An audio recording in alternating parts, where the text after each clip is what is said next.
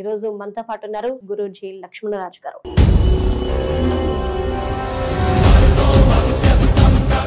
పాటు ఇంతకు ముందు మేము చూసినప్పుడు మీ చేతిలో ఒక కర్ర ఉంది కదా, సో ఆ కర్ర ఏంటి, ఎందుకు దాన్ని ఉపయోగిస్తూ ఉంటారు మీరు? అంతే తల్లి, ఇది కర్ర అంటే మీరు కర్ర అంటారు దీన్ని, ఇది కర్ర కాదు.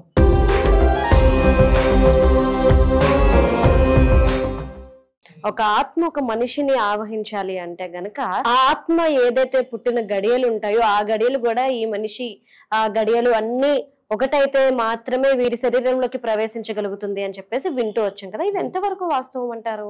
ఆత్మ ఏ ఆత్మ అయినా కూడా డైరెక్ట్ గా మనిషి మీదకి పోయేదానికి శక్తి ఉండదు. అది భేదాత్మ, పిశాసి, అంతర పిశాసి అలా మారినప్పుడు చాలా పవర్ఫుల్ ఉంటుంది. అది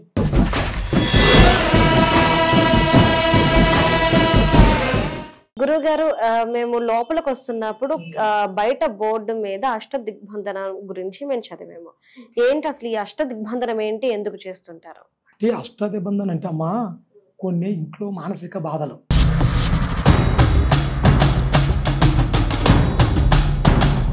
నమస్తే, వెల్కమ్ టు మనం టీవీ. నేను మీ ప్రియాంకారావు.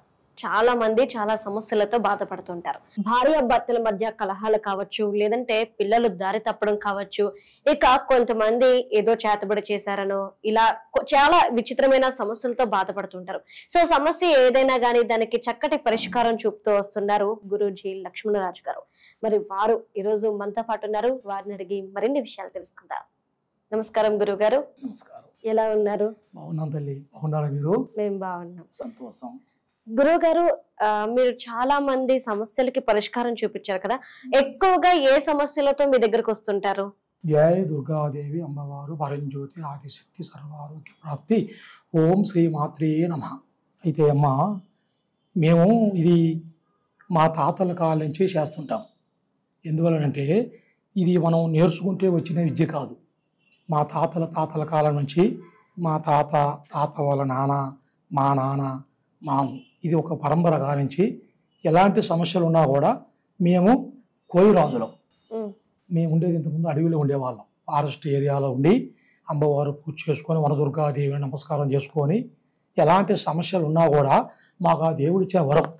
ఎందుకంటే ఒక మనిషిని మనం చూసినప్పుడు ఆ మనిషిలో ఉండవలసిన విధానం ఏంటి, ఆయన ఆరోగ్యంలో ఏముంది, ఒంట్లో ఏముంది అన్న ఒక ఆలోచన అనేది కూడా మాకు తెలిసిపోద్ది. తెలిసినప్పుడు వాళ్ళ సమస్యలు ఏంటి అని మేము అర్థం చేసుకోగలుగుతాం. దాన్ని బట్టి దానికి ఏం చేస్తే బాగుంటుంది, ఎలా చేస్తే బాగుంటుంది అని మనం చెప్పేదానికి అవకాశాలు ఉంటాయి తల్లి. అంటే మన కాడికి ఎక్కువ శాతం ఇప్పుడు మనకి ప్రతి ఒక్కరికి సమస్య లేను అంటూ వాళ్ళు లేరు. డబ్బు ఉండి అన్నీ ఉంటాయి వాళ్ళకి, కానీ సమస్య. డబ్బు లేక ఇబ్బంది పడే వాళ్ళకి కొన్ని సమస్యలు. భార్య భర్తల దాంట్లో భర్త మాట భార్య వెనక, భార్య మాట భర్త వెనక, వాళ్ళిద్దరి మధ్యలో ఈ భేదాలు అన్నీ ఉంటాయి. కానీ అలాంటి విభేదాలు జరుగుతుంటాయి. అలాంటి వాళ్ళు ఎక్కువ మన కాడికి వస్తుంటారు. ఎందుకనంటే స్వామి దేవుడు ఇచ్చిన కాడికి మనం డబ్బు ఉన్నది, పని మంచిగా చేస్తూనే ఉన్నాం, బిజినెస్లు చేస్తూనే ఉన్నాం, కానీ మా పిల్లలు మా మాట వినట్లే, విదేశాలు పోతానంటారు, పోయి అక్కడ కూడా సక్రమంగా పని చేయరు, చాలా బాధపడుతున్నాం స్వామి అని చెప్పేవాళ్ళు చాలామంది ఉంటారు. కొంతమంది స్వామి నేను మంచిగా జాబ్ చేస్తున్నాను, మంచిగా ఉంటున్నాను, కానీ మా భార్య నా మాట సరిగా వినదు, ఇబ్బంది పెడుతుంటుంది, ఏం చెప్పినా సరిగ్గా చేయదు అనేవాళ్ళు ఎక్కువ. తర్వాత కొంతమంది భార్యలు కూడా భర్తలు మా మాట వినట్లేదు స్వామి, డిస్టర్బ్ చేస్తున్నారు, ఏదో చేస్తారు, మా మాట సరిగా వినరు, మమ్మల్ని ఎంత చేసినా కూడా ఒక గౌరవం లేదు, మర్యాద లేదు అనేవాళ్ళు కొంతమంది. సమాజంలో సమస్యలు ఎక్కువ తల్లి. ఇప్పుడు ప్రతి ఒక్కరికి ఇబ్బందులే, దీనివల్ల జరుగుతున్నాయో వాళ్ళకే తెలియక గుడికి పోతే బాగుంటుందా, ఎక్కడికి పోతే బాగుంటుంది అనేవాళ్ళు మన కాడికి ఎక్కువ శాతం వస్తుంటారు. ఆ వచ్చినప్పుడు మనం వాళ్ళకి మంచి చేయాలి. ఎందుకంటే వాళ్ళ సమస్యలు మన కోసం వస్తారు. వచ్చినప్పుడు వాళ్ళ సమస్య మనం ఏ రకంగా ఉంది, దానికి ఏం చేస్తే బాగుంటుంది అని ఆ వనదుర్గాదేవికి నమస్కారం చేసి మేము దానికి పరిష్కారం చెప్తాం తల్లి. అలా జరుగుతుంటది. గురువు గారు, మీ ముందు కనిపిస్తున్న ఏదైతే ఉందో ఈ యంత్రం ఏంటి, ఈ అమ్మవారు ఎవరు అసలు? అంటే మేము నమస్కారం చేసేది తల్లి, మాకు చిన్న వయసులో కానించి మా తాతల కాలం నుంచి మేము నమస్కారం చేసేది దుర్గాదేవి. ఆ వనదుర్గాదేవి ఆశీర్వాదంతో మేము ఏదైనా చెప్పగలిగినా, ఏదైనా చేయాలనుకున్నా కూడా అమ్మవారి ఆశీస్సుతోనే చేస్తుంటాం. అది మాకు ఫస్ట్ కాదు, మాకు కులదైవంతో సమానంగా పూజిస్తుంటాం. కానీ ఈ మధ్యలో దుర్గాదేవి, సమ్మక్క, సారక్క, లక్ష్మీదేవి, మీనాక్షి, కానీ ఎక్కువ నమస్కారం చేసేది కాళీ. ఆ కాళీమాత అనేది కూడా మాకు చాలా పవర్ఫుల్. అమ్మవారి ఆశీస్సులతోటే మేము ఈ రోజు వరకు మేము అన్ని చెబుతానికి అవకాశం మాకు ఎక్కువగా ఉంటుంది. ఆ అమ్మవారి ఆశీస్సులతోనే మేము చెబుతుంటాం. అలా జరుగుతుంటుంది తల్లి. గురుగారు, మీతో పాటు ఇంతకు ముందు మేము చూసినప్పుడు మీ చేతిలో ఒక కర్ర ఉంది కదా, అవును. సో ఆ కర్ర ఏంటి, ఎందుకు దాన్ని ఉపయోగిస్తూ ఉంటారు మీరు? అంతే తల్లి, ఇది కర్ర అంటే మీరు కర్ర అంటారు దీన్ని, ఇది కర్ర కాదు, ఇది మాకు మంత్రదండం అంటారు దీన్ని. మాకు ఏదన్నా ఒక శక్తి మాకు చూస్తానికి వస్తారు కదా తల్లి, వాళ్ళ ఒంట్లో ఏదైనా గాలి కానీ ఏదైనా చెడు ప్రవర్తనలు కానీ వాళ్ళ ఒంట్లో ఉంటే దీన్ని మనం ఏం చేస్తామంటే కొన్ని మంత్రశక్తులతోటి వాళ్ళ మొహాన పెట్టినా నెత్తిన పెట్టినా కూడా వాళ్ళ ఒంట్లో ఏమున్నది అన్న ఒకటి విషయం మాకు బయటకు తెలిసిపోద్ది. తెలిసినప్పుడు అలాంటి దానికి మేము ఎక్కువ శాతం ఇది చేస్తుంటాం. ఇది మాకు గురువులు తాతల కానించి వచ్చింది కర్రది, మా కొండదేవత. అర్థమవుతుందా తల్లి? ఆ అమ్మవారి ఆశీస్సులతోటే మేము చెప్పగలుగుతాం కాబట్టి ఇది ఇప్పుడు మా దగ్గర ఉంటుంది అంతే, తప్ప ఏమి కాదు. కర్ర అని అనరు దీన్ని, మాకు గురువులు ఇచ్చిన వరం. ఆ మంత్రదండం మాదిరి మా దగ్గర ఉంటుంది తల్లి, అది విషయం. గురువు గారు, మేము లోపలికి వస్తున్నప్పుడు బయట బోర్డు మీద అష్టదిగ్బంధనం గురించి మేము చదివాము. ఏంటి అసలు ఈ అష్టదిగ్బంధనం ఏంటి, ఎందుకు చేస్తుంటారు? అంటే అష్టదిగ్బంధనం అంటే అమ్మా కొన్ని ఇంట్లో మానసిక బాధలు ఒత్తిడికి లోనవుతుంటారు. ఏదన్నా ఒక ఆరోగ్యం బాగుండదు, ఇంట్లో ఎంత సంపాదించినా డబ్బు మిగలదు, మనశ్శాంతి కోల్పోతుంటారు. ఒకరికి ఆరోగ్యం బాగుంటే ఒకరికి బాగోదు, ఒకరికి మంచిగా ఉంటే ఒకరికి మంచిగా ఉండదు. వాళ్ళు ఎన్నో హాస్పిటల్కి వెళ్తారు, ఎక్కడెక్కడికో పోతారో, గురువులని పూజలని వాళ్ళు శాతమైనవన్నీ చేస్తూనే ఉంటారు. చేసినా కూడా వాళ్ళకి ఫలితం దొరకదు. అలాంటి వాళ్ళకి మనం ఏం చేస్తామంటే, మీరు అడిగారు కదా అష్టదిగ్బంధనం అంటే ఏంటి అని, శాంతి. దాంట్లో కొన్ని పెద్ద పెద్ద వస్తువులు, పూజ వస్తువులు కొన్ని ఉంటాయి, అవి మనం తయారు చేసి వాళ్ళకి ఎలాంటి ప్రాబ్లం లేకుండా, ఎలాంటి శక్తులు వాళ్ళని ఆకట్టకుండా, వాళ్ళకి మనశ్శాంతి, ఆరోగ్య శాంతి, గృహశాంతి అన్నిటిగానికి వాళ్ళకి ముఖ్యంగా డబ్బు, లక్ష్మి, వాళ్ళకి మనశ్శాంతి ఉండి ఆరోగ్యంలో ఎలాంటి ప్రాబ్లం లేకుండా వాళ్ళు మంచిగా ఉండాలని చెప్పి అష్టదిగ్బంధన చేసేది. ఆ అష్టదిగ్బంధన చేస్తే వాళ్ళు చాలా సమస్యల నుంచి బయటకు వస్తారు తల్లి. అలా అది తప్ప ఇంకేం కాదు. అయితే గురువు గారు, ఊర్లలో చూస్తూ ఉంటాము, మాకు మా అమ్మాయికి చేతబడి చేసేసారు, మా అబ్బాయికి చేతబడి చేశారు, లేదంటే ఏదో మందు పెట్టేశారు అని చెప్పేసి అంటూ ఉంటారు. ఇవి ఇంకా ఉన్నాయి అంటారా? అయితే తల్లి నువ్వు అడిగింది మంచి మాట, కానీ చేతబడి చేశారన్నమాట వాస్తవం, అది ఉన్నది కరెక్ట్. కానీ నమ్మని వాళ్ళకు ఉన్నది ఉండదు. కానీ ఎక్కువ శాతం బట్టి చాలా మంది నా కాడికి వస్తారు. నువ్వు అడిగిన క్వశ్చన్ కరెక్ట్. ఎందుకనంటే మా అమ్మాయికి పెళ్లి చేయాలనుకున్నామండి, కానీ ఆ అమ్మాయి మా మాట వినట్లే.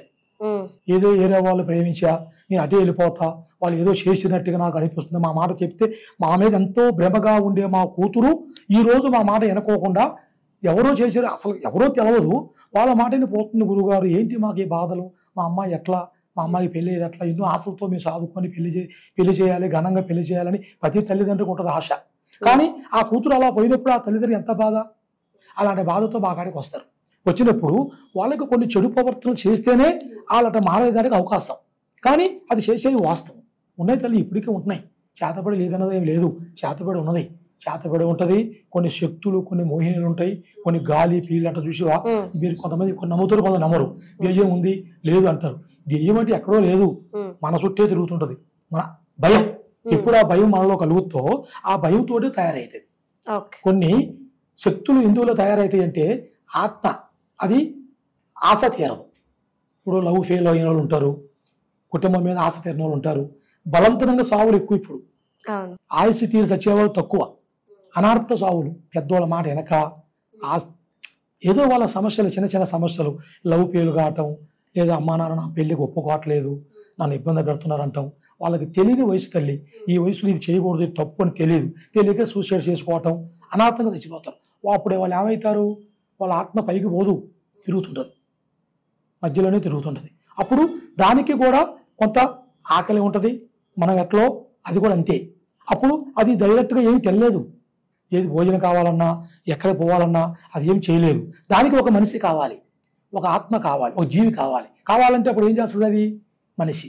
ఆ మనిషి అందరిలో ప్రవర్తించే శక్తి దేనికి ఉండదు, కానీ కొన్నిటికి మన బాడీ అవసరం, అది ఎవరు అని తిరుగుతుంటుంది. అప్పుడు వాళ్ళు ప్రవేశించి నాకు ఇది తినాలనిపిస్తుంది, నాకు ఇది తినాలనిపిస్తుందనా, నాకు ఇది కావాలి అనటం, ఒంటి మీదకి రావటం, గుళ్ళోకి పోయినప్పుడు బయటకు పోయినప్పుడు మనశ్శాంతి లేకుండా చేయటం, ఏదో వచ్చినట్టుగా అనిపించటం. అది కొంతమంది ఏమంటారు, హాయిలు కావాలని చేస్తున్నారులే అనుకుంటారు. కాదు, అది వాళ్ళ ఒంట్లో ఉండవలసిన ప్రభావం పట్టే వాళ్ళ శాస్త్రం తప్ప ఏం కాదు తల్లి.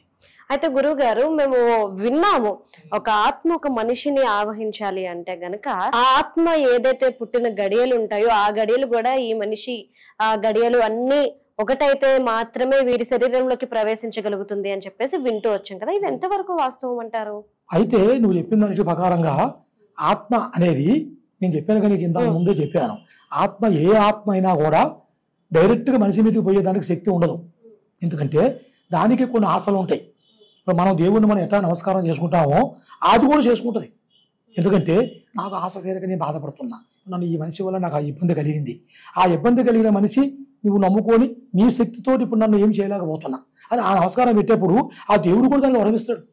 తప్పదు. ఎందుకంటే ఆత్మ ఘోషిస్తుంది కదా తల్లి, ఆత్మకు శాంతి దొరకలే. శాంతి దొరకనప్పుడు దానికి శాంతి దొరికిన దాకా అది తిరుగుతూనే ఉంటుంది. ఏ రూపంలో పోయి మనం ఇబ్బంది పెట్టాలి, ఏ రకంగా చేయాలి అన్న ఒక ఆలోచన ప్రకారంగా అది కూడా నడుస్తుంటుంది తల్లి. అది ఉన్నమాట నిజం. కానీ ఆ ఆత్మను కొంతమంది ఏం చేస్తారు, బంధిస్తారు. బంధించి కాలటం కానీ లేదంటే ఏదైనా ఒక ముంతలో పడేయటం కానీ దానికి సీసాలకు పంపించడం కానీ ఆ మనిషి మీద లేకోకుండా తీసేస్తారు. తీసేసిన వాళ్ళు ఏం చేస్తారు, కొంతమందిని డైరెక్ట్గా ఆ పని చేయరు, వదిలేస్తారు. మళ్ళీ ఆ వదిలేసినప్పుడు ఏమైతే అది మళ్ళీ భేదాత్మ అవుతుంది. అది భేదాత్మ, పిశాసి, అంతర పిశాసి అలా మారినప్పుడు చాలా పవర్ఫుల్ ఉంటుంది. అది దాన్ని మనం చాలామంది తట్టుకోలేరు ఆ పవర్కి. అలాంటివి మారినప్పుడు వాటి ప్రభావంలో చాలామంది ఇబ్బంది పడుతుంటారు. ఇంట్లో మానసికంగా లేకుండా ఎన్ని డబ్బు పెట్టినా కూడా అది నయం కాదు. కానీ ప్రతి డాక్టర్ దగ్గర పోయినా ఈయనకి ఏమీ లేదు, బాగుంది అని అంటారు. అన్నా కూడా ఆ సమస్యల నుంచి వాళ్ళు బయటకు రాలేరు. అలాంటి వాళ్ళు చాలామంది వస్తారు తల్లి మన కాడికి. గురువుగారు, ఇన్ని కష్టాలు పడుతున్నాం, ఇన్ని చేస్తున్నాం, కొంచెం కూడా మాకు ప్రతిఫలం కలగట్లేదండి. దేవుళ్ళు, గుళ్ళు, గోపురాలు ఎన్నో పూజలు చేశామండి, ఇన్ని ఆసుపత్రులు తిరిగాం, కానీ ఏమీ లేదంటున్నారు. కానీ ఏమకి నయం కావట్లేదు, ఇబ్బంది పెడుతుంది అన్నప్పుడు మనం ఏం చేస్తాం, ఈ మంత్రదండాన్ని తీస్తాం. తీసి ఆమె పేరు బలములో ఏం జరుగుతుంది, ఎందువల్ల ఇలా జరుగుతుందని చెప్పినప్పుడు మనకు తెలిసిపోతుంది ఆ ఒంట్లో ఏముంది, దేనివల్ల జరుగుతుంది అన్నప్పుడు దాన్ని మనం ఏం చేస్తామంటే దాన్ని బయటికి తీసి తనకి ఏం కావాలి, ఎలా చేస్తే బాగుంటుంది అన్న ఒక ఆలోచన ప్రకారంగా ఆ అమ్మవారి ఆశీస్సులతో దానికి మనం శాంతి చేస్తాం. చేసినప్పుడు అది వెళ్ళిపోద్ది. అప్పుడు వాళ్ళు బాగుపడేదానికి అవకాశాలు ఉంటాయి తల్లి. గురువు గారు, ప్రస్తుత సమాజంలో మోసపోయే వాళ్ళు ఉన్నంత కాలం మోసం చేసేట వాళ్ళు పుట్టుకొకరుగా పుట్టుకొస్తూనే ఉంటారు. రీసెంట్ గా జరిగిన ఇన్సిడెంట్ ని బేస్ చేసుకుని నేను మిమ్మల్ని అడుగుతున్నాను. ఇదే పూజలు పునస్కారాల నేపథ్యంతో హెడేక్ వస్తుంది అంటే ఆ గాలి పట్టింది అని చెప్పేసి ఆ అమ్మాయి తలలో సూదులు గుచ్చారు. 12 సూదులు గుచ్చితే ఈరోజు అమ్మాయిని హాస్పిటల్లో జాయిన్ చేసిన డాక్టర్స్ ఆ సూదులన్నీ తీసి ఆమెకి ట్రీట్మెంట్ చేసి నయం చేశారు. మరి ఇలాంటి మోసాలు జరుగుతున్న తరుణంలో మిమ్మల్ని ఎందుకు నమ్మాలి అంటే మీరు ఇచ్చే సమాధానం ఏంటి? మంచిగా అడిగారు తల్లి. నేను చిన్న వయసు నుంచి నేను ఇంతకు ముందే చెప్పాను, మా తాతల కాలం నుంచి నేను చేస్తున్నానని. ఇప్పుడు నాకు ఇప్పుడు 58 వయసు అయినా ఇంతవరకు నేను మీరు చెప్పినట్టుగా ఈ సూదులు గుచ్చటాలు అది కరెక్ట్ కాదు. ఎందుకంటే కొంతమందిని చేస్తుంటారు తెలిసి తెలియక. మీరు చెప్పిన అడిగిన క్వశ్చన్ కరెక్ట్, కానీ నా కాడికి కూడా చాలామంది వస్తారు అట్లా.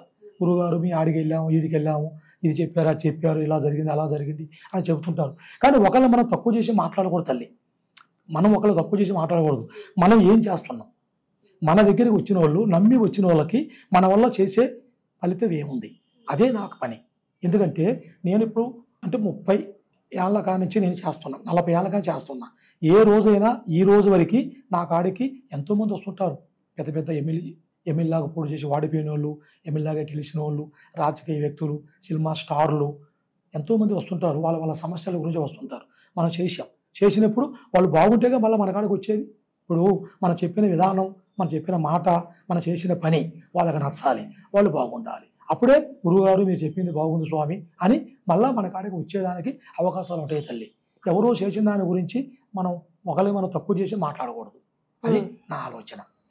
గురువు గారు, నాగబంధనం అంటే ఏంటి? దీన్ని ఎలా వేస్తారు? దీన్ని ఎలా విడిపించాలి? అంటే అమ్మ, నాగబంధనం అంటే అది ఒక శక్తి. ఎందుకంటే మామూలు శక్తి కాదు అది. అందరూ చేయలేరు ఆ పని. ఆ నాగబంధాన్ని ఇడిపియాలన్నా చాలా పని అది. దాన్ని బందీ చేయాలంటే అది మామూలు వ్యక్తులు చేసేది కాదు తల్లి. ఎందుకంటే నాగబంధన అనేది ఒక దైవశక్తి. ఆ దైవశక్తిని బందీ చేసినప్పుడే మనకి, ఎందుకంటే ఇప్పుడు నిధులు అంటారు, కొంతమంది గుడిలో బంగారం ఉంది, భూమిలో బంగారం ఉంది, ఉమ్, అలాంటి వాటికి నాగబంధన అంటారు.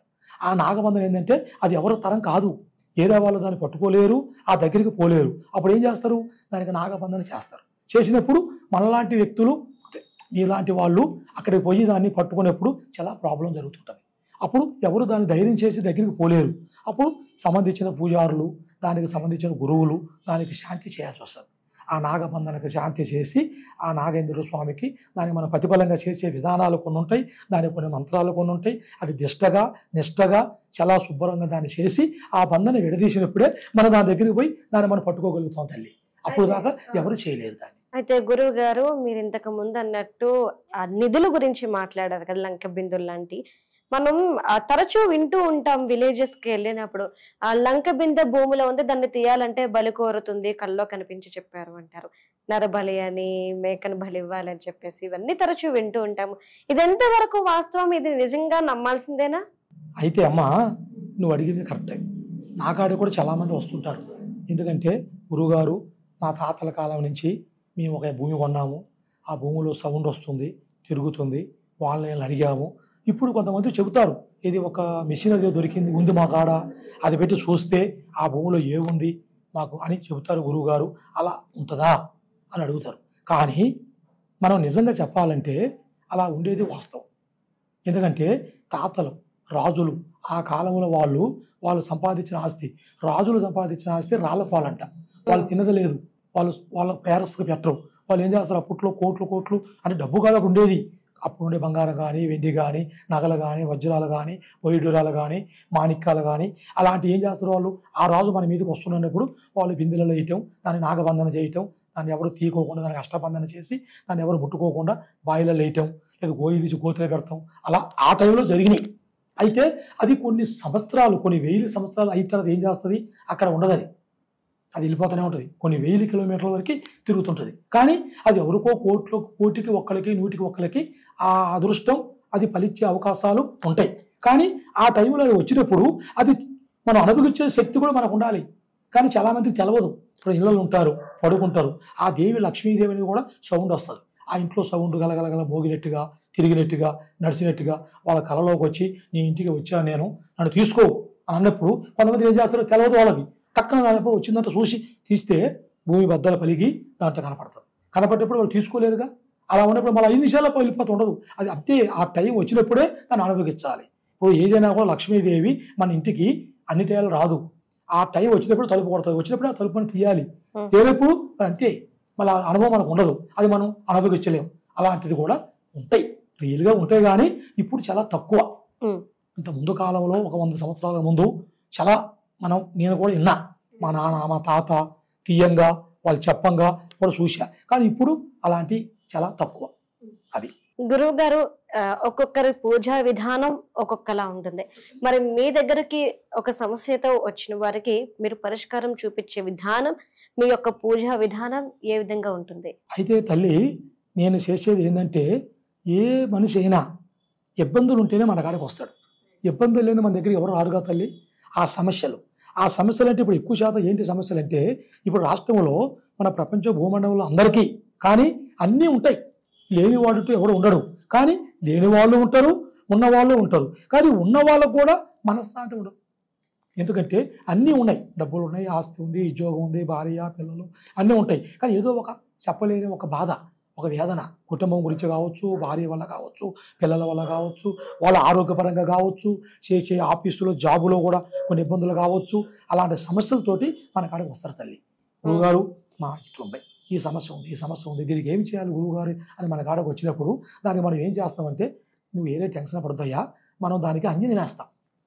అంజనం అంటే తమలపాకు కానీ, తమలపాకు తెప్పించి ఆ తమలపాకు మీద అంజనం అంటే నార్మల్గా అందరికీ తెలియలేరు దాన్ని. అది అంజనం అంటే దాంట్లో రకాలు ఉంటాయి, తెచ్చిన తల్లి, ఒక్కొక్క దానికి ఒక్కొక్క రకం. ఆ అంజనం మనం వేసినప్పుడు వాళ్ళ ఒంట్లో ఏముంది, వాళ్ళ మనసులో ఏముంది, వాళ్ళ ఆరోగ్యంలో ఏముంది, దేనివల్ల అలా కోల్పోతున్నారు, ఏ సమస్య వల్ల అలా ఇబ్బంది పడుతున్నారు అని మనం అంజనంలో చూస్తాం. అంజనంలో చూసినప్పుడు దానికి మనం పరిష్కారం చేస్తాం. పరిష్కారం అంటే కొంతమంది గురువుగారు మా ఇంటికి రండి, మా ఇంట్లో మనశ్శాంతి లేదండి, ఎంత ఉన్నా కూడా పడుకుంటే నిద్ర పట్టదు, రాత్రి సౌండ్ వచ్చినట్టుగా, ఏదో పోయినట్టుగా, ఏదో వచ్చినట్టుగా, కిటికీల కాడ ఏదో కొట్టేట్టుగా సౌండ్ చేసినట్టుగా మాకు అనిపిస్తుందని అంటారు. అదన్నిటికీ మనం శాంతి చేస్తాం. ఎందుకంటే ఆ భయం పోవాలి వాళ్ళకి. ఆ భయం పోయినప్పుడే వాళ్ళు ధైర్యంగా ఆ ఇంట్లో ఉండగలుగుతారు, మనశ్శాంతిగా బతకగలుగుతారు. ఆ భయం మనం పోగొట్టాలంటే దానికి మనం ఏం చేస్తే బాగుంటుందో ఆ విధానాలకు సంబంధించినవి చేసి వాళ్ళకి కొన్ని వస్తువులు మనం చేసిస్తే వాళ్ళు బాగుంటారు తల్లి. ఆ సమస్య నుంచి బయటకు వస్తారు. గురువుగారు, మిమ్మల్ని సంప్రదించాలి అంటే ఏ సమయాల్లో మిమ్మల్ని సంప్రదించాల్సి ఉంటుంది? అంటే ఇప్పుడు ఎక్కువ శాతం మందిని మనకి ఫోన్లోనే మాట్లాడుతున్నారు. ఎందుకంటే మీలాంటి మీడియా వాళ్ళు, పెద్ద పెద్ద వాళ్ళు మన కాడికి వస్తుంటారు, చాలామంది వస్తుంటారు. కానీ వచ్చినప్పుడు మనము ప్రతిరోజు మనం ఇక్కడ కొన్ని రోజులలో అటు ఇటు మనం బయటకు వెళ్తుంటాం కదా, నేను అమ్మవారిని పూజారి కోయ దూరణ కదా, కొన్ని గూడాలకు వెళ్తుంటా. మా గూడానికి నేను నాయకుడిని. అయితే మాకు కట్టుబాట్లు ఉంటాయి కదా తల్లి, దాని గురించి కొన్ని వెళ్ళినప్పుడు అప్పుడు పూజలకు వెళ్ళినప్పుడు మనం చెప్పలేం కదా. అలాంటి వాళ్ళకి ఫోన్లో అడుగుతారు, గురుగారు మా సమస్య ఎలా ఉంది, మీరు ఆఫీస్కి వస్తే లేరండి, మాకు ఎట్లండి చెప్పండి అన్నప్పుడు దాన్ని తీసుకొని మనం ఒక రోజు చెప్పి ఆ రోజు ప్రకారం మనం వచ్చి వాళ్ళ సమస్య ఏదన్నా కూడా చెప్తాం తల్లి. గురువు గారు, ఇంతకు ముందు మీరు చెప్పారు కదా మీ దగ్గరికి చాలా మంది సినిమా వాళ్ళు అలానే రాజకీయ నాయకులు కూడా వస్తుంటారని చెప్పేసి, ఇప్పటి వరకు మీ దగ్గరకు వచ్చిన వారిలో ఎవరిదైనా పేరు చెప్తారా? అంటే అమ్మ, వాళ్ళు వాళ్ళ సమస్యల గురించి మన కాడికి వస్తారు. ఎందుకంటే కొన్ని చెప్పుతాం, కొన్ని చెప్పకూడదు. ఎందుకంటే వాళ్ళ కుటుంబ సమస్యలు కానీ, రాజకీయ సమస్యలు కానీ, పెద్దవాళ్ళు మనకి మాట వినాలి, మాకు ఈసారి సీటు గురించి కావాలి అన్నట్టు ఒక ఆలోచనలో వస్తారు. వాళ్ళ పేరు మన మీడియా వాళ్ళకి చెప్పి పబ్లిసిటీ చేయటం అది కరెక్ట్ కాదని చెప్పి నా ఆలోచన తల్లి. తెలిసిందా? సినిమా చుట్టాలు చాలా మంది మన సీరియల్ తీసేవాళ్ళు, సినిమాలు తీసేవాళ్ళు, పెద్ద పెద్ద హీరోలు కూడా ఫోన్ చేస్తారు, గురువుగారు మా ఇంట్లో కొంచెం సమస్యలు ఉన్నాయండి, ఒకసారి మా ఇంటికి రావాలండి అని అడుగుతారు. అడిగినప్పుడు మనం కొంతమందికి వెళ్తాం. కొన్ని సమస్యలు ఉన్నప్పుడు పోవాలి కదా తల్లి. ఎందుకంటే కొంచెం పెద్దవాళ్ళు రాలేరు, కొంతమంది వాళ్ళ సమస్యల కోసం మన దగ్గర రాలేరు, కొంతమంది వస్తారు. రాని వాళ్ళ కోసం మనం కూడా వెళ్తాం. వెళ్ళి వాళ్ళకి సమస్య లేదని ఉంటే మన అమ్మవారి ఆశీర్వాదంతో మనం ఏం చేయాలి, ఎలా వాళ్ళు మనం నమ్మి మన కోసం వచ్చారు, వాళ్ళు చేయాలని చేస్తుంటాం. వాళ్ళ పేరు చెప్పడం అంతగా కరెక్ట్ కాదు అని నా ఆలోచన తల్లి. గురువుగారు, అలానే ఇంతకు ముందు మీరు అంజనం వేస్తాము అని చెప్పేసి చెప్పారు కదా, సో ఈ అంజనం ఎలా వేస్తారు? అంటే ఇదంతా మీరే తయారు చేస్తారా, ఎట్లా ఇదంతా? అంటే అంజనం అంటే అది మామూలుగా ఎవరు అందరూ చెబుతారు తల్లి, నేను అంజనం వేస్తాను, నేను అంజనం వేస్తాను, మీరు వచ్చి మాకు చెబుతున్నారు, ఎందుకంటే మీరు ఎక్కడెక్కడికో వెళ్ళాము చూశాము అని చెబుతున్నారు. కానీ ఒకరు ఎవరు ఏం చేస్తున్నారో మనకు తెలియదు. కానీ మనం చేసే విధానం ఏంటంటే అంజనం తయారు కావాలి, ఒక అంజనం తయారు చేయాలంటే ఎవరి తరం కాదు, అది చాలా పెద్ద విశేషం. అది ఏదో నియమాలతోటి దానికి సంబంధించిన వస్తువులు వాడి పేరు మనం చెప్పకూడదు మీడియాకి. ఎందుకంటే అలాంటి వస్తువులు తెప్పించి వాటిని ఎలాగ చేస్తే అది అలా మారుతుంది అని మనం చేయాలి. ఒక అంజనం చేయాలంటే దానికి ఖర్చు ఎక్కువ, దాని పనితనం ఎక్కువ. అలా చేసినప్పుడే మనకి దాంట్లో పవర్. అంజనం అంటే సాధారణం కాదు తల్లి. మన అద్దంలో ముఖం చూస్తే మనకి ఎలా కనపడుతుందో మాకు కనపడుతుంది. ఒంట్లో దెయ్యం ఉన్నా, భూతం ఉన్నా, శాతపడి ఉన్నా, ఎవరైనా చేసిన బాణావతి కానీ ఎలాంటిది కానీ వాళ్ళ ఒంట్లో ఉంటే అది మనం వేసినప్పుడు ఆ రూపకం మనకి కనపడిపోతుంది. దాన్ని బట్టి అంటే మామూలుగా అంజనం అంటే ఇదే తల్లి, ఇలా చేస్తాం మనం. ఆకు ఉంటుంది కదా, ఇది రాగి ఆకు అంటుంది. ఈ రాగి ఆకు, ఈ ఆకు మీద మనము దీన్ని చేస్తాం. కొంతమంది రాగి ఆకు చేయరు కదా అని అనుకుంటారు, దీంట్లో పవర్ ఎక్కువ. ఈ రాగి ఆకు అనేది కూడా గణపతి వినాయకుడికి ఇష్టమైన ఆకు. దీని మీద మనం వేసినప్పుడు ఇది కొన్ని తెలుస్తాయి మనకి. ఏది నేను చెప్పాను కదా, ఇప్పుడు అలాంటి విషయాలు తెలుసుకోవాలన్నప్పుడు ఇలాంటి ఆకు తెప్పించి దీని మీద వేసే అంజనం వేరే ఉంటుంది. తర్వాత ఇంకొకటి అంజనం అంటే ఇట్లా ఉంటుంది. ఎందుకంటే ఈ అంజనం మనం తయారు చేయాలని కొంచెం నాకు టెస్ట్ కొంచెం పెట్టుకున్నాను నేను, ఇలా ఉంటుంది తల్లి. ఇది అంజనం అంటారు. ఈ అంజనం మనం తయారు చేసి దీన్ని ఆ తమలపాక మీద పెట్టి 3 సార్లు రాయాలి. రాసే వాళ్ళ పేరు అడగంగానే వాళ్ళ మనసులో ఏమున్నది, ఎలాంటిది ఉందో కూడా మనకి దీంట్లో తెలిసిపోద్ది. ఇది కొంచెం పొట్టు, ఇది అంజనం అంటారు. కానీ కొన్ని ఉంటాయి, వశ్యాలు ఉంటాయి, కొన్ని వశ్యాలు. ఎందుకంటే స్త్రీ వశ్యం, పురుష వశ్యం. మన భార్య మన మాట వినాలి, భర్త మన మాట వినాలి, నా పిల్లలు నా మాట వినాలి.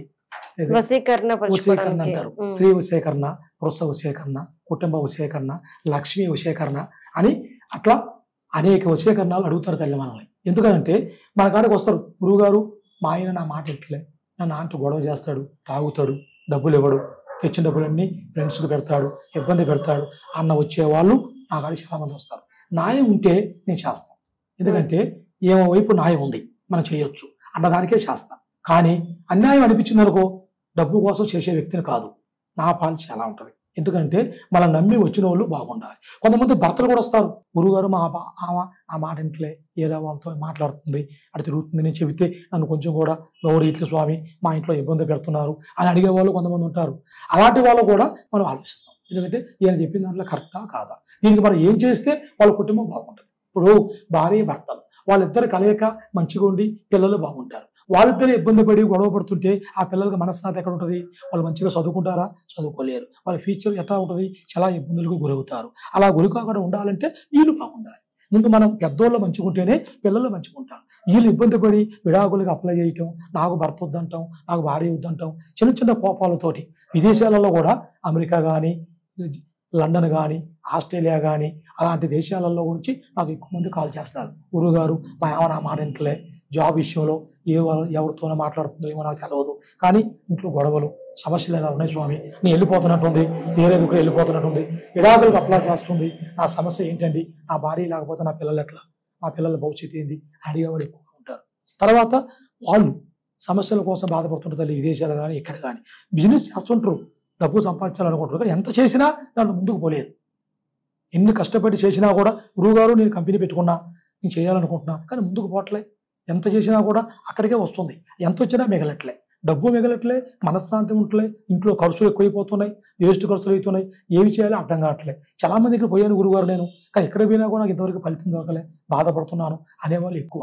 కానీ ఇప్పుడున్న సిచ్యువేషన్లో చాలా మంది ఇలాగే ఉన్నారు తల్లి, ఇంట్లో మనశ్శాంతి లేకుండా, డబ్బు పరంగా ఆరోగ్యపరంగా చేసే పనులు ఏవి అనుకూలంగా లేకుండా, ఏమి చేయాలి అర్థం కాకుండా, కానీ స్వామి ఒక వ్యాపారం పెట్టుకున్నా అది ముందుకు పోవట్లే, విభేదాలు ఎక్కువవుతున్నాయి, అనుకోకుండా సమస్యలు వస్తున్నాయి, మనం మంచి మాట చెప్పినా కూడా మన మీదకి గొడవకు వస్తున్నారు, ఏం చేయాలి, ఎట్లా, నా పరిస్థితి ఏంటి? చేసేవాళ్ళు డబ్బు ఇవ్వాల్సిన వాళ్ళు ఇవ్వట్లే, అప్పులు ఇచ్చావు తీసుకున్నారు, మంచిగా తీసుకున్నారు, ఇప్పుడు అడిగితే ఇవ్వట్లే, ఎట్లా, ఏం చేయాలి అని కొంతమంది స్వామి అప్పు ఇచ్చా కానీ నేను కడతనని చెప్పినా కూడా వాళ్ళు ఆగట్లే, నన్ను ఎక్కువ శాతం తొందర చేస్తున్నారు, ఇబ్బందికి గురవుతున్నారు, చచ్చిపోవాలనిపిస్తుందండి నాకు, ఏం స్వామి ఒకదమ్మనే కట్టాలంటే నేను కట్టలేను కదా, నా సమస్యలు అలా ఉన్నాయి, దానికి మీరు ఏదైనా ఒక పరిష్కారం చేయండి అంటారు. దాంట్లో మనకి న్యాయం ఉంది, కానీ తీసుకున్నప్పుడు కట్టాలిగా, మనం కట్టొద్దని ఎవరు చెప్పం, కట్టుకోకుండా మనం ఏం చెయ్యం, అది తప్పు కాదమ్మా, మనం తీసుకున్నప్పుడు ఒక టైం చెప్పి వాళ్ళకి మనం ఇవ్వాలి, అది పద్ధతి అని మనం చెబుతాం. దానికి వాళ్ళు కూడా ఒకే గురువుగారు అంటే అది తెలియదు వాళ్ళకి, ఎందుకంటే ఈ మనం చేసేది కరెక్టా తప్ప అని తెలియక వాళ్ళు అలా వస్తారు. అలాంటి వాళ్ళు కూడా మనం మంచి చెప్పాలి. మనం ఉన్నది ఒక గురుస్థానంలో ఉన్నప్పుడు మంచి వాళ్ళు వస్తారు, చెడ్డ వాళ్ళు వస్తారు, తెలిసిన వాళ్ళు వస్తారు, తెలియని వాళ్ళు వస్తారు. ప్రతి ఒక్కరికి వాళ్ళ విధానాలు, వాళ్ళ బాధ్యతలు, వాళ్ళు ఉండవలసిన ఒక నడిచే నడవడిక మనం చెప్పాలి. చెప్పినప్పుడే వాళ్ళు బాగుంటారు. అలాంటి సమస్యకార వాళ్ళు ఎన్నో మంది వస్తుంటారు తల్లి, నేను చెబుతుంటా. కానీ ఇప్పటికీ మన అనుకున్న వాళ్ళు నా కాడికి ఎంతో మంది ఫోన్ చేస్తారు, గురువుగారు నీ ఫోన్లో అలాంటి ఊర్లో ఉన్నాను, నీ కాడికి రాలేను చెప్పండి ఫోన్లో అంటారు. కానీ అలాంటి వాళ్ళకి ఫోన్లో చెబుతాం, కానీ సమస్య మనకు తెలియాలంటే అంజలి వేయాలి. అంజలి వేసినప్పుడే వాళ్ళ ఫోటో వాళ్ళ పేరు మనకు పంపిస్తే మనం అంజలి వేసినప్పుడు అంజనానికి మనకి ఏమి తెలుస్తుందో దాన్ని బట్టి దూరంలో ఉండవలసిన వాళ్ళకి చెబుతా. దగ్గర పాటు ఉన్న వాళ్ళు నేరుగా వస్తారు, నేరుగా వచ్చి గురువుగారు కలుస్తారు. కలిసినప్పుడు వాళ్ళకి ఏ సమస్య ఉన్నా కూడా మనం ఆ అమ్మవారి ఆశీర్వాదంతో నేను చేస్తా తల్లి, చేసి వాళ్ళు పరిష్కారం చేస్తానికి నేను ఉంది. కానీ ఇప్పుడు మనకి ఎక్కువ శాతం ఆరోగ్యం బాగలేక బాధపడే వాళ్ళు కొందరు, చెప్పిన మాటలు వినక పిల్లలు కానీ భార్య కానీ సమస్య దగ్గరోళ్ళు కానీ తల్లి తండ్రి కూడా నా కొడుకు నా మాట వినట్లేదండి, ఇబ్బంది పెడుతున్నాడు, పనికి పోడు, జాబుకు పోడు, వయసు 30 సంవత్సరాలు వచ్చింది, పెళ్లి చేసుకోమంటే పెళ్లి చేసుకోడు, ఏది చేసుకోమన్నా ఏది చేసుకోడు, మాట వినట్లేదు స్వామి, ఎక్కువ చెప్తే నన్ను కొడతానికి వస్తున్నాడు, నన్ను డిస్టర్బ్ చేస్తున్నాడు అనేవాళ్ళు ఎక్కువ. అలాంటి వాళ్ళు కూడా మనం పిలిపించి అట్లా కాదు బాబు ఈ రకంగా చేసుకోవాలని, వాళ్ళకి ఏదైనా సమస్య ఉంటే మనం అమ్మవారు పూజ చేసి కొన్ని వస్తువులు ఇస్తాం. ఇచ్చినప్పుడు వాళ్ళ మనసు మారి వాళ్ళు మంచిది అవుతారు. అలాంటిది ఎంతో మంది చేస్తున్నా, ఎందుకంటే అది చేయాలి కదా తల్లి, చేస్తేనే మనం చేసే ఒక సేవ అనేది కూడా 10 మందిని బాగుండాలి, మనం నమ్మి వచ్చిన వాళ్ళు మనకు బాగుండాలి కదా అని చెప్పి నా ఆలోచన. అది చిన్న వయసు కాంచి కూడా నేను అదే చేస్తుంటా. కానీ చాలా మంది కూడా తెలియక మాకు శాతపడి చేశారండి, ఇబ్బంది పడుతున్నాము, ఆరోగ్యాలు బాగుంటలేదు, మాకు బిజినెస్ కావట్లేదు, ఎవరో చేశారు చేయింది మాకు ఎందుకు ఉంటుంది, ఇట్లా చేస్తేనే ఉంటుంది అన్న ఒక ఆలోచనతోటి చాలా మందిని భయాందోళనకు గురయ్యి భయపడుతుంటారు తల్లి. అలాంటి వాళ్ళు మన కాడికి ఎంతోమంది వచ్చినప్పుడు దానికి మనం పరిష్కారం చెప్పి దానికి ఏం చేయాలో అది చేసి వాళ్ళకి శాంతి చేస్తే వాళ్ళు బాగుంటారు. అలాంటి సంస్కారం మనం ఫస్ట్గా నుంచి చేస్తూనే ఉంటాము. ఇంకా మన సమాజానికి చెప్పేది నేను ఏంటంటే, నా నుంచి ప్రతి ఒక్కరు ఏ సమస్య ఉన్నా ఏ బాధ ఉన్నా గురువు గారిని ఒకసారి నేరుగా సంప్రదించి మీ సమస్య నాకు చెబితే దానికి ఏం చేయాలి, ఏం చేస్తే బాగుంటుంది అన్న ఒక ఆలోచన మీకు చెప్పి మీకు ఏదున్నా కూడా ఆ దుర్గాదేవి ఆ కాళీ ఆశీర్వాదం మీకు చేసి మీ సమస్య తీసేసి మీకు చిన్న చిన్న ప్రాబ్లాలు ఉన్నా కూడా ఆ అమ్మవారి పూజ ద్వారాగా మీకు క్లీన్ చేసి మీకు బాగు చేస్తా. మీరు ఎలాంటి భయపడాల్సిన పని లేదు. కానీ మీకు ఏ సమస్య ఉన్నా కూడా గురువు గారికి చెప్పండి. నేరుగా కలిసే వాళ్ళు కలవండి. కలవలేని వాళ్ళు ఎవరైనా ఇబ్బంది పడి దూరం ఉంటే నాకు కాల్ చేయండి. నేను విదేశాల్లో కూడా ఇంతకుముందు వెళ్ళాను. మలేషియా, సింగపూరు, అమెరికా, లండన్ అలాంటి దేశాలు కూడా చాలామంది నాకు ఫోన్ చేస్తారు.